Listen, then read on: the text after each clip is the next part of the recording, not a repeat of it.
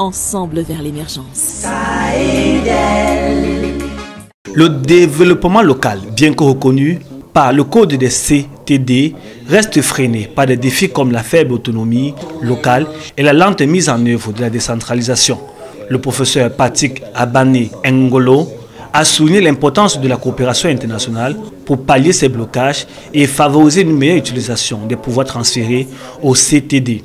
Le conflit peut naître de questions financières quant à la gestion des ressources, mais le conflit va en général naître de questions administratives concernant le non-respect de la réglementation.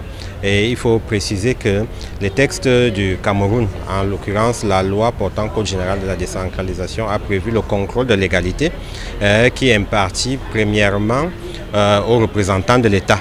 Ce dernier a le pouvoir pour les actes manifestement illégaux de les annuler et pour ceux qui ont une illégalité non manifeste d'en saisir le juge administratif.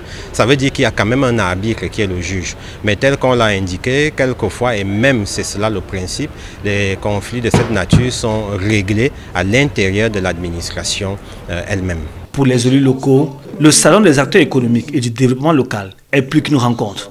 C'est un espace d'apprentissage sur les lois encadrant les CTD et de création de partenariats stratégiques. Le SAIDEL nous permet non seulement de faire des rencontres d'opportunités dans le cadre de la coopération, des investisseurs et tout, mais surtout bénéficier des différentes conférences. Les thèmes qui sont développés nous donnent la possibilité d'aller un peu plus loin dans nos rôles de tous les jours.